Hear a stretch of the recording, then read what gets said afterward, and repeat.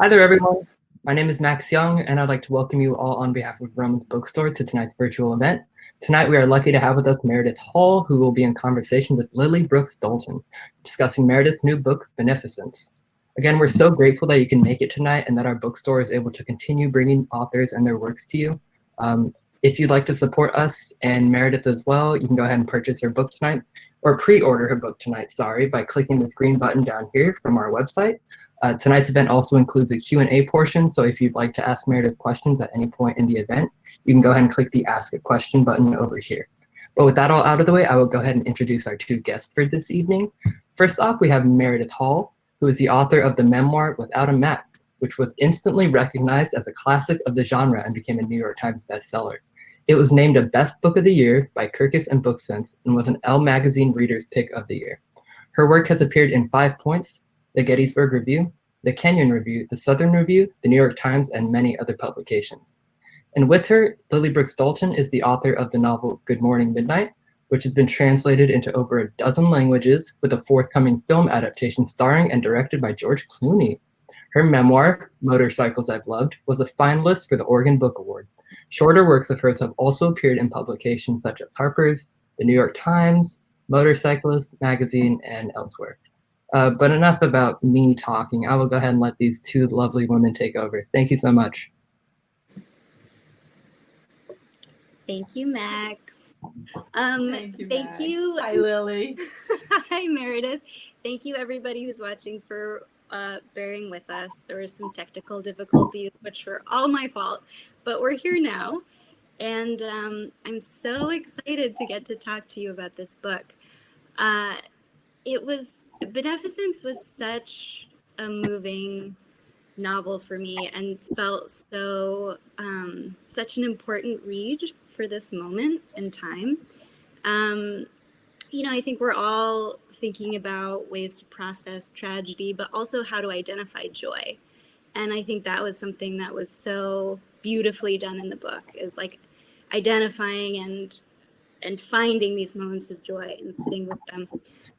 And I don't want to put my foot in it and tell too much about the plot, so I thought maybe we could start with you describing a little bit to us about what the book is about.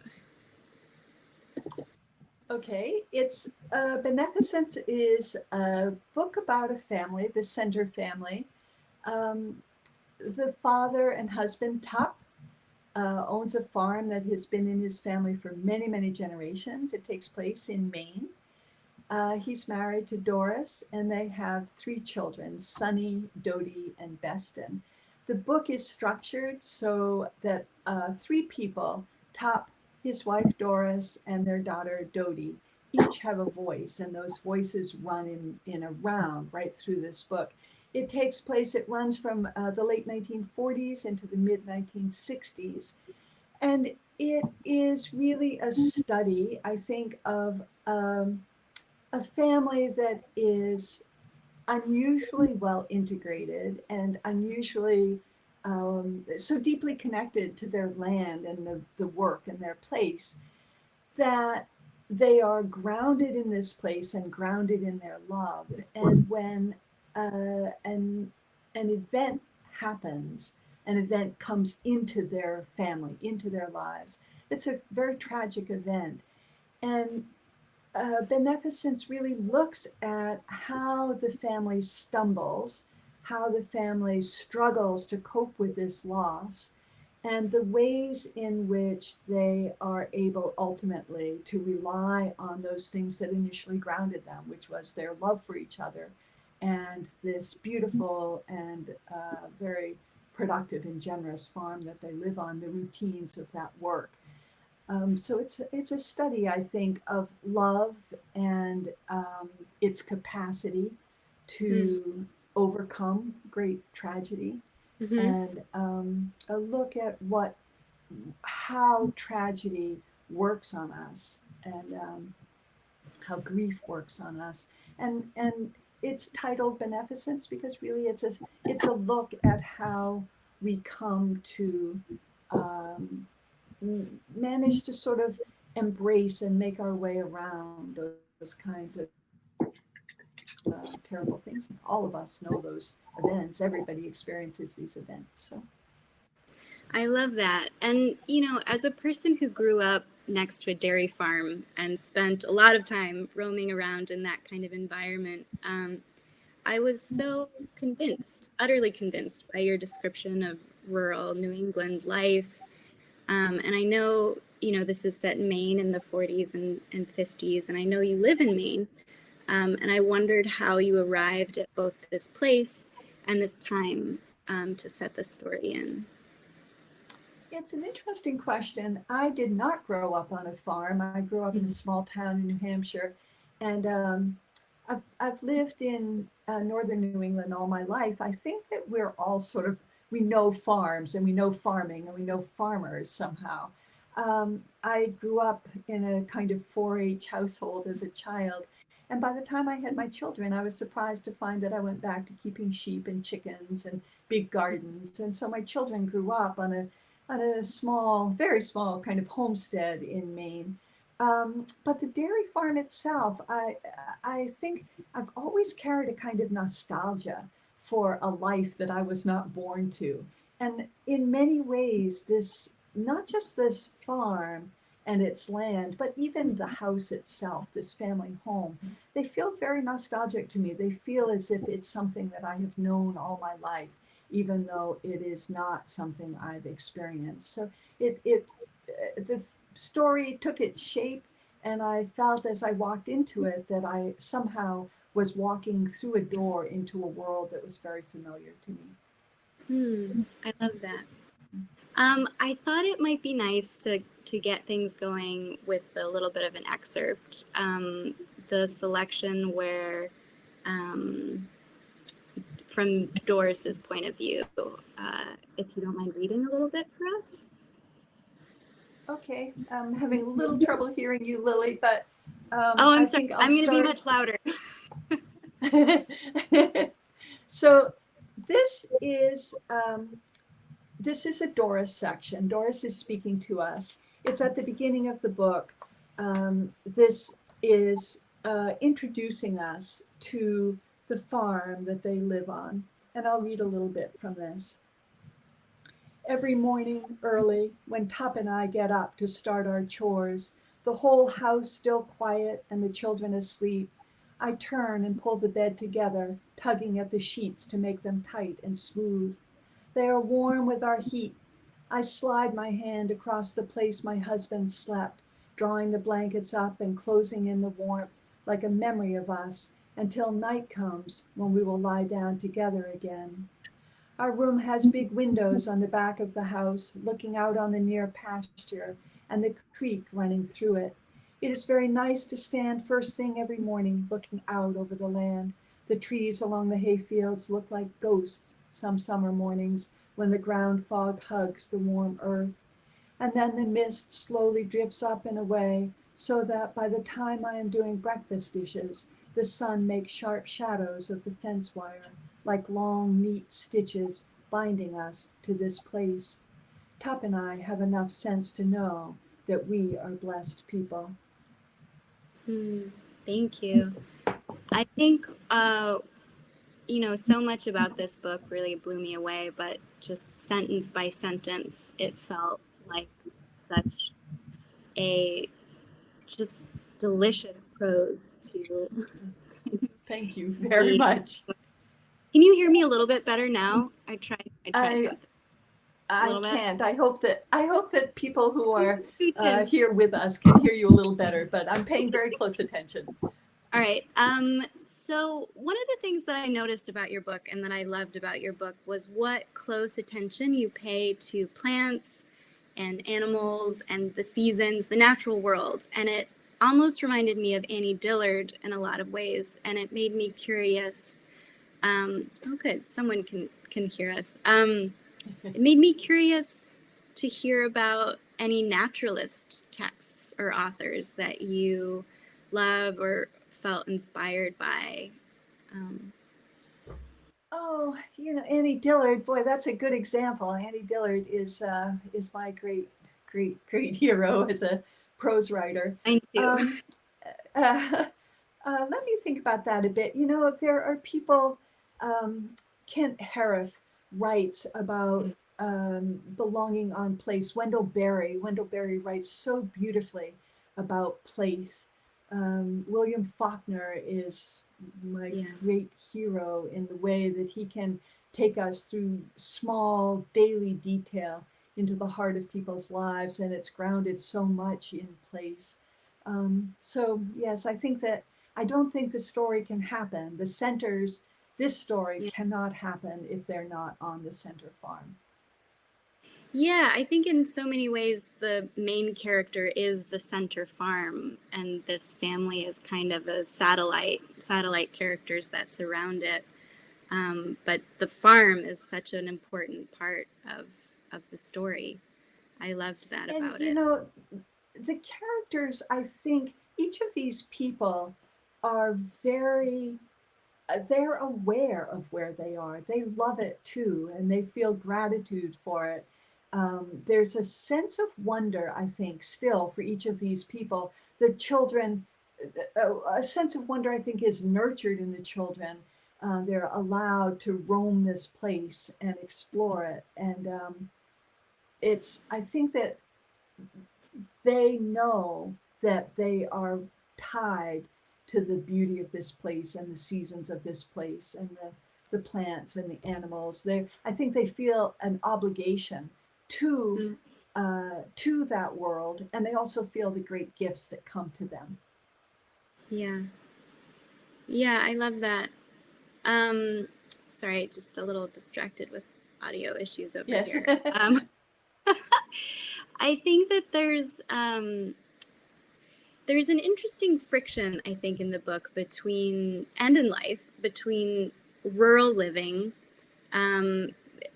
between farming and wilderness, and the sort of different ways in which we interact with the natural world. One being, we need something from it. We have to till the soil and, castrate the calves. Yeah. And then on the other hand, we see the children kind of wandering and appreciating the true wild around the fringes of the farm. And yeah, I don't know, is that something that you thought about as you were writing?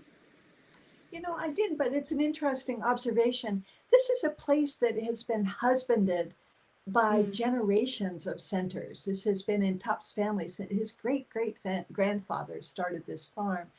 And it has been a domesticated space all that time. The fields, the pastures, the orchard, even the creek. The creek doesn't run through woods, it runs through their fields and eventually through the woods, but they know it as it runs through their farm fields.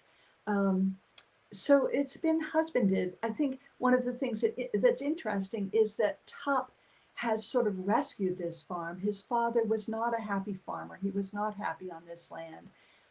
And the farm had gone into some disrepair. They'd gone through the Depression.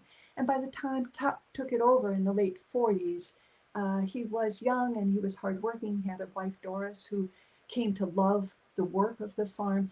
And it's a very husbanded place. They really are, they are giving into this land and the land is giving back to them. So the wild spaces are outside that. You're right, they're at the periphery of this farm.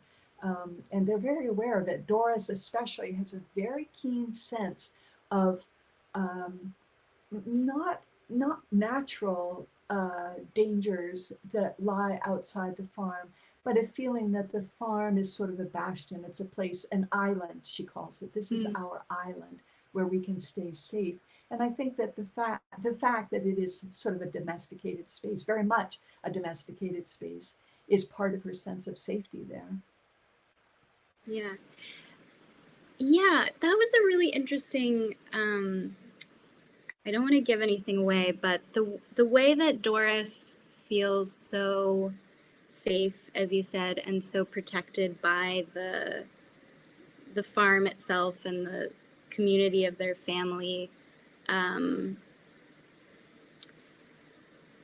I mean, this comes up a few times before the sort of pivotal event of the book where she's so hesitant to let anyone from the outside in to this island that they've created together, and has this this really poignant fear about allowing outsiders and just the outside world at all into the farm. And I wondered, it's so unique to Doris, and each of the characters have such a different kind of relationship to the farm. But I wondered if that is something that you felt was true for the other characters as well, that we get their point of view for Tup or for Dodie, or if they seem more capable of leaving the farm than Doris. What do you think? Yeah, that's interesting. And Doris grew up in a Maine town. Her father was a shopkeeper, so she didn't grow up to this life. But I think she found her home there, and she's actually a very strong person. She's a very capable and very strong person. Tup relies on her in many ways to be a farm wife in every way, and to raise their children to be strong farm children. But there is definitely a sense for Doris that she's aware every day. She says, we are blessed people. I know that. And the life that we have here is good. But there is an unease in Doris that if she's not careful, something might intrude into that life and bring harm to them. And she sees it especially as her children come to an age where they want their school friends to come over to the farm and play, as all children do. And Doris is reluctant to do that. She understands that this is her failure. She understands it. She says at one point, Dodie is such a loving child. I know I need to share that love around. She needs to allow Dodie to experience the world beyond just this farm, this family. But she's very reluctant to do that. It scares her. There is some sense for her that there is something she can't name that threatens them. Yeah. Well, it's interesting too, the way in which Doris is so keenly aware of being blessed, and comes back to it a lot in the beginning of the book. And, you know, there's such grief and tragedy that does occur. And I think the book really treats them as two ends of the same scale that we're all living on, and I think that that's part of what is making it, my favorite book that I've read this year, is just being able to kind of name that spectrum, exist on both ends of it, identify both ends of it, and also acknowledge that much of life is in the middle. And I wondered, I think as humans, grief is such a messy thing to feel. It's a mess. It's hard to make sense of it. And I think it's really hard as a writer to turn that into a compelling story, because it is so chaotic and nonsensical. And I wondered, you did such a good job of doing that. How did you go about translating that sort of raw messiness into such a clear and clean narrative arc? Does that make sense? Yes, I'm not sure that I think it is still a messy process, even for these characters. I'm not sure how much I can smooth that out for them, or make sense of it for them. But these are people who are essentially they are people who believe in goodness. They're people who believe in the grace of living a life well, and working hard at that. And they, I think, are stunned when all that work and all that faith in goodness leaves them. They are betrayed by it. They both, actually, all three of our voices, Tup and Doris and Dodie, all end up questioning the nature of God. What kind of God would make us suffer like this?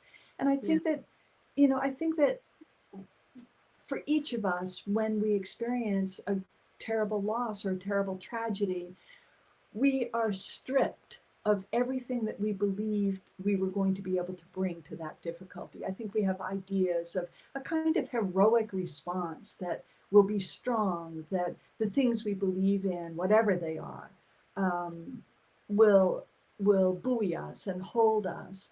And Doris and Tup find out that actually those things that they trusted and believed in just abandoned them. They lost it entirely. And so I think that what you're saying is this continuum.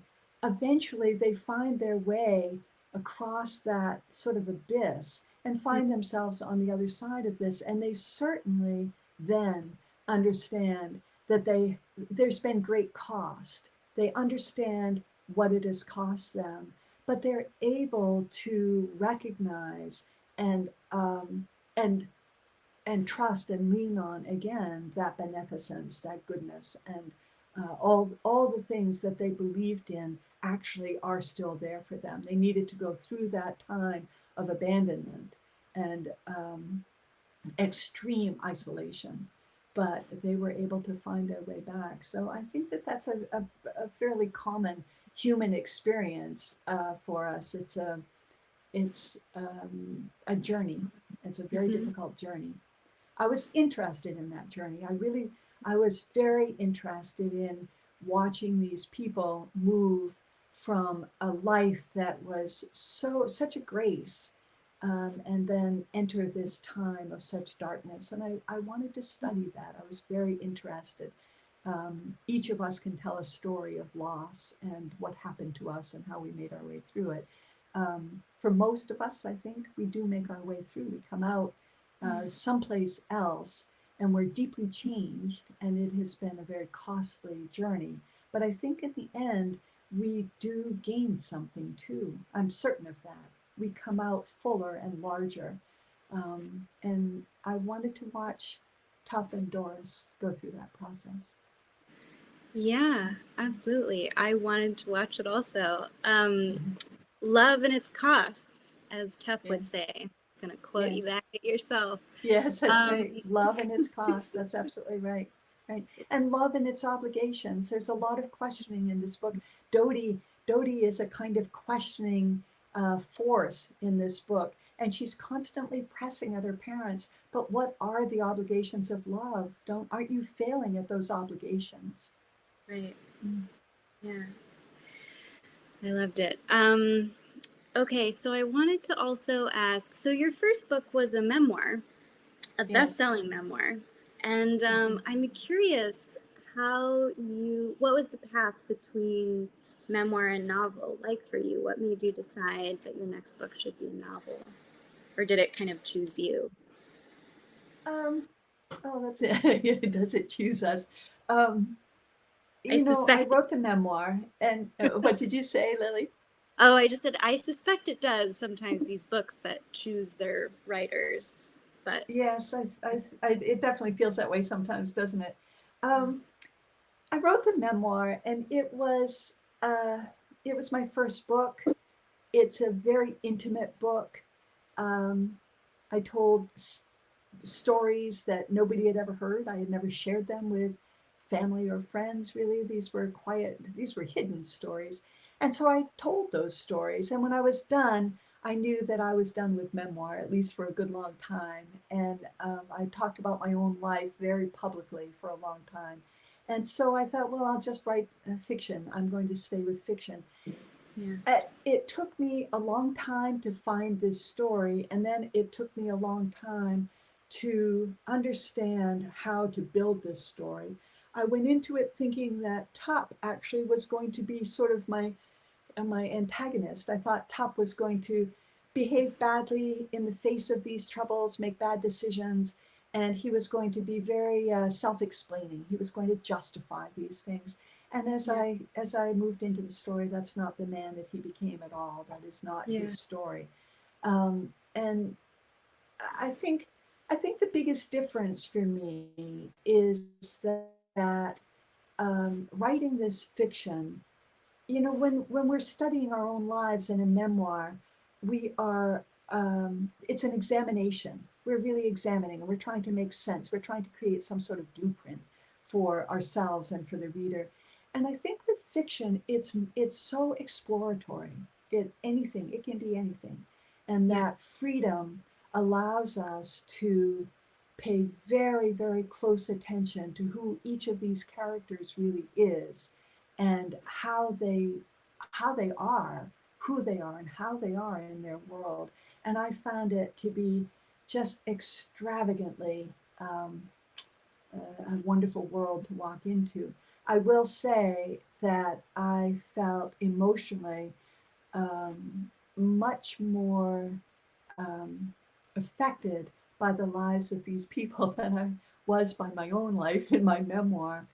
They broke Mhm. my heart, and it was there were periods in this writing that were really very, very difficult, and Mm.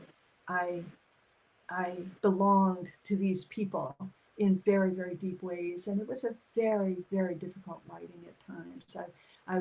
I laugh, I tell the joke on myself that I would wake up at night really weeping with sorrow for these people. Mhm. It just hurt, and I would Yeah. scold myself and say, "You're the one who's making them suffer like this. You just change the story. Don't write this story. Change it." Hmm. But that story was already writing, you know, it already had its own life. So it's a very, fiction is an extraordinary thing. It's a very mysterious process, I think, when we hand ourselves over to it fully. Yeah, I agree. So, how long did you spend with the book? I spent different periods with the book. I spent a couple of years after I traveled for quite a long time with my memoir, and when that settled down, I spent a couple of years just trying to find my story, Yeah. roaming around in my mind and listening and going back through boxes full of notes that I keep. And finally, I hit the story. I heard something and it triggered. I knew instantly. The minute I heard this fragment of a story, I knew that's what I was interested in. And then I started writing, and I had a lot to learn, first of all, about how to write fiction. I taught nonfiction, I taught memoir and Mm. nonfiction for a few decades at the University of New Hampshire. And I am a big reader, and I thought that this would not be a difficult transition, but it was. It was very hard for me to figure out how to enter that story. So that took some time. And after 3 years, I had 50 or 60 pages of writing, and that was it. And I struggled, I was uncertain, I wobbled around with all of this, and then it suddenly just seemed to come clear. And once it did, the book actually was written in, I don't know, months, but it took me a long time to get there. I had an awful lot to learn and a lot to figure out before I got there. I deeply relate to that. Yes. Yes. I feel like those first 60-ish pages take years, and then Yes. it happens. The rest of it Then just something happens. That's right. Yeah, that's yeah. interesting, Lily. That's just what happened for me. Yeah. Yeah, I love that. So So all of you writers out there who are on page 49 still, keep take going. heart. Take heart, and it Because also might be another year before you hit page 60. yes, that's right. It will happen. It will come. Yeah.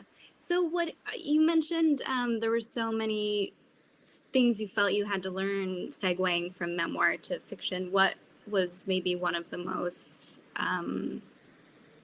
fundamental of those that you skill that you felt you I, had to acquire? I think one of the most fundamental parts of it was that I discovered in my memoir, it was true in my memoir. I love telling stories. I hadn't known. I grew up in a family that never told stories, Yeah. and I wasn't familiar with storytelling. I had no experience with it, but I seemed to be a storyteller. I had a friend once many years ago roll her eyes and say, "Can't I ask you? I can't ask you the simplest question without you breaking into some story." I love stories, and I think one of the things I learned, this book, besides its essential plot, its essential story, there are innumerable episodes of story in it. Over and over and over, these characters tell us about something that happened once, something that they carry in memory. And they're small things. Dodie remembers climbing the apple tree and the feeling of the bark against her legs, her bare legs, and her little brother Beston being afraid that he was going to fall, and she and her older brother Sonny reassuring him. This is such a small memory, but it's a story. And I think the biggest thing I learned was my joy in storytelling, how much I like to tell stories, and how available they are to us once we open ourselves to them. I think that we are meant to tell stories, and that we are storytelling creatures. And so that was the big revelation for me, I think, was that I love telling stories, and they are there for us when we want them. I love that. That was something I really admired about the prose also, is the willingness to just recount something small, like the willingness to hit the line break. Yes. I think there's sometimes this sort of pressure to make a chapter feel ongoing, like it's there are no pauses, you're like keeping everyone's attention, and I really loved that there were so many pauses in the writing, where it's Dodie climbing the tree and the feeling of the bark, and that's the moment, that's the memory, that's the story, and then we're on to the next one. Actually, maybe this is a good time to do another little excerpt if you want, maybe the one with the calves. Okay. If you're up for it. Also, to our audience, if you have any questions, you can leave them for us down here, and we'll get to them a little bit later. Go ahead, Meredith. Okay. So this is a section, Dodie is speaking. She's about 10 years old as she tells us this story. She has an older brother, Sonny, and a younger brother, Beston. And this takes place on the farm. Mom said Sonny and Beston and I could walk home from school today instead of taking the bus. It's nearly 4 miles, but it's a very pretty walk home if you cut through the Munfords' pasture and down to the creek. It's cooler down by the water, and sometimes we take off our shoes and socks and sit on the rocks in the stream and watch the striders and minnows while Mr. Munford's cows watch us. I like this time with my brothers because Sonny is usually off in his own world these days. Mom says be patient. He's 13. He'll be back eventually, but I don't see him coming around for a while. He's a good brother, but he doesn't talk to Beston or me at home much anymore. He sits with Daniel and Jordan Chester on the bus now. I know he's embarrassed to be with his little sister. I don't even look at him when he's with his friends. I believe he is grateful for that. I keep promising myself that one of these days I'm going to stand up in the bus and shout, "Sonny Center plays house with me and Beston," but that would be a lie, a sad lie too, because it's been a long time since he's played house with me. So I keep my mouth shut and let him have his other world Mom says he's visiting and will return from. When we walked down by the creek after school, we came back to our world for a while, and I was very happy. We watched for caddisfly larvae and hellgrammites, but who cared if one of them really came by? The sun was warm on our backs. The Munfords' cows weren't our responsibility, and they knew it, so they watched without telling us what to do. The creek cast a spell over us, water running fast downhill to somewhere else, with enough rocks to make the trip noisy and interesting. The sun on the water, in the water. You couldn't hear anything except that ride to the sea. No weaned calves bawling all day for their mothers in the far pasture, a sound I don't like. No truck left running in the yard by the barn while it's getting filled up with yearling steers going to slaughter at Chevy's.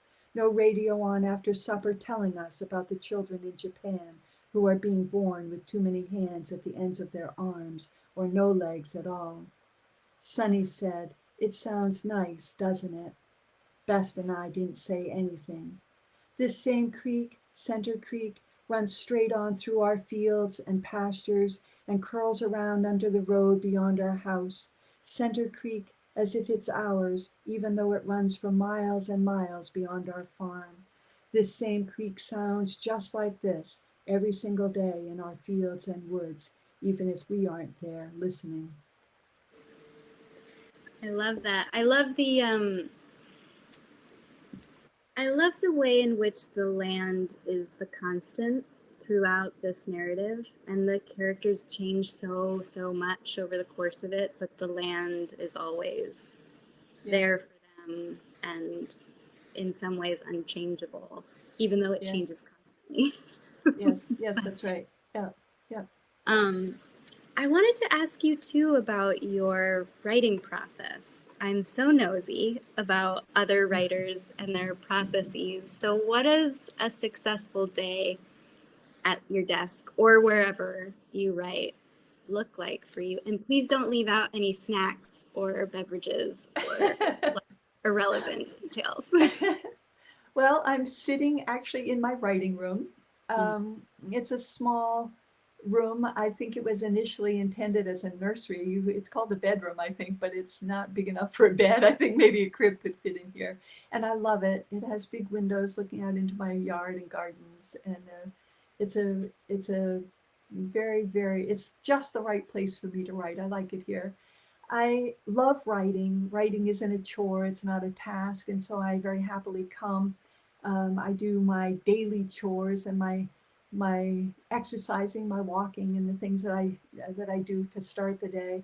And then I come in and sit and write. From the beginning of writing my memoir, I stumbled on my need to be listening to music, but it couldn't be music with any lyrics. It couldn't be music that any part of me would listen to. And I like classical music very much, and I tried that. But somehow I ended up listening to Gregorian chants. And so I listened to a very hours long, I think I have a 9-hour loop of Gregorian chants. And there's something very strange about it. I have never sat to write without this music on. And it actually feels as if my brain has learned that when I sit down and I hit that button and the Gregorian chants come on exactly where I started yesterday, in exactly the same order every time, it feels as if it's like a chute that carries me down into the writing. It's an almost instantaneous thing. I'm very careful if I get up to make tea, I turn it off. I never hear it from the kitchen. It's not background noise. This is my writing music or sound or whatever it is. And so I have this very deep habit of listening to this particular music while I write, and it feels as if it's a permission giver to me. It says, you're cut loose from the world. You're in this place that you love so much. And this is where you create. This is your time, your place, and you can disappear into it.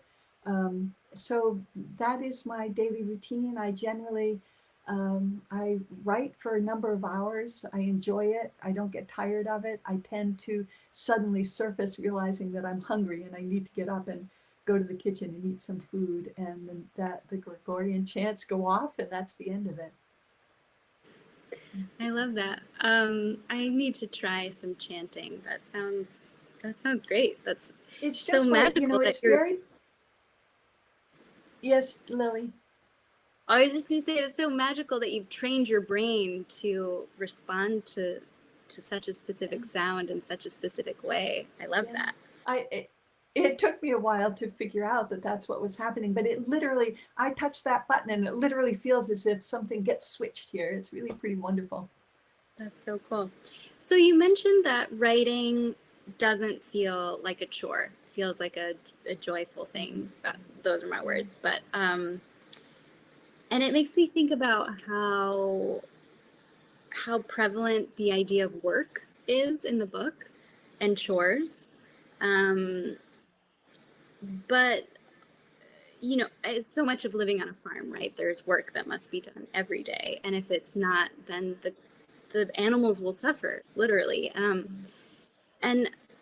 But there's also so much joy that they take in the work that they do. And so I don't know, I guess I'm wondering, what's the question? Did you kind of instill some of that joy in work in your characters that you find in your own writing process? Is that a That's reach? interesting. That's interesting. You know, I have to think about that, Lily. That's an interesting question. I love physical work too. You know, um, I, I enjoy pushing a wheelbarrow full of Yeah. dirt. It feels good, and so I think that I, I think that hard physical work for us is part of the fullness of living, and um, I, I, I'm sure I will someday write characters who don't have such hard physical work, and it will be interesting for me because I think that there's something there's something missing. There's something that we lack when we don't have that purposeful work that ties us directly to how we stay warm and housed and fed. So we'll see as I write other characters in other places. We'll see what happens to those ideas about work. Interesting. Are you working on anything right now, or you must be pretty busy with the with I doing am press? very busy. I have not been writing for the last few weeks, that's for sure. Um, I until that point, had started a new novel, and I'm really in that early, you know, I'm at about page 49. I'm really Yeah. in that early stage of trying to figure out what it's going to be. And this time away from it, actually, I think that time is always productive. Some ideas have come to me, some understanding of um, a different way that I need to enter this story, and um, a different it will I need to come into it at a different moment, and so that has been very clear. I will say though, I have never been interested in sequels. I don't generally read sequels to novels, and I have found that I continually feel that I'm not yet done with the centers, and I'm not sure just what that means. I think that the story of Tup and Doris and the children on that farm in that time, that story is done. But there is something that is definitely pulling me back. I'm not sure what it is. Maybe going back to a generation before theirs, or maybe looking at Beston, this little boy who has no voice in this book, and he is by nature a very quiet, very inward child, very sensitive.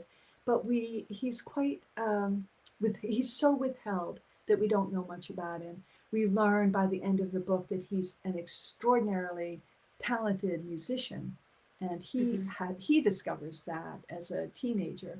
Um, and so maybe Beston is calling to me. I don't know. We'll have to see. That's so interesting. That was actually something that I wondered about. Why you decided we get a little bit of everyone's point of view except for Beston. And I wondered if you had ever considered giving him a few sections in the book, or if you just knew straight off the bat that we Well, would just see you him know, indirect. there were. I hope we're overlapping. I hope I'm not interrupting you. Not at Um, all. there were some writerly considerations. Three voices is a lot for a reader, I think, and adding a fourth voice I thought was just too much. And also, we meet Beston when he's a very little boy, Yeah. and you know, he would need to be older before he really was able to express his own experience of all of these events. And so, in many ways, you know, Dodie, as her parents go through this struggle, Dodie in many ways becomes Beston's mother. She identifies very strongly, as she says, she accuses her parents, "You're forcing me to actually raise Beston, and I shouldn't have to do that."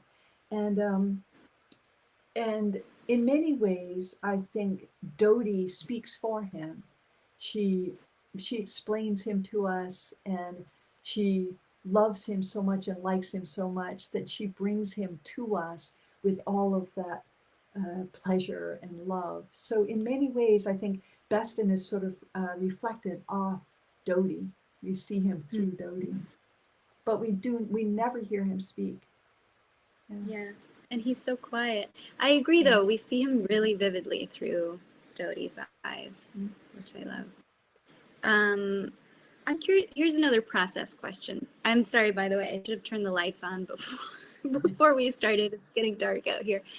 I'm curious whether you outlined as you were before you were writing or while you were writing, or if you're just you just went and saw where the characters do. No, I only had the most essential fact of this book. This family was going to be deeply challenged by a great loss, and I wanted to look at that. That's all I knew.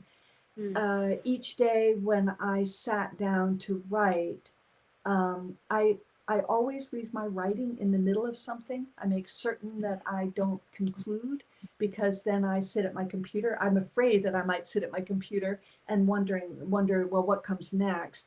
And by leaving it in the middle, I know where I am and I can slide right into it and move from there. So that's a habit that I've developed. But beyond that, it's I don't know if every book will be like this, but Beneficence was a book that I sat down and it was ready to be written. I sat down each day and I had no idea what the stories would be. I had that rhythm of Doris speaking and then Dodie speaking and then Tup speaking. So I had that structure built into it. But I truly, moments would just appear. I would be writing in Tup's voice, and Tup suddenly would be telling us about a day that they went skating on the river, and he skated past his family and away, leaving them too long. And I have no idea where the story came from. I have no idea.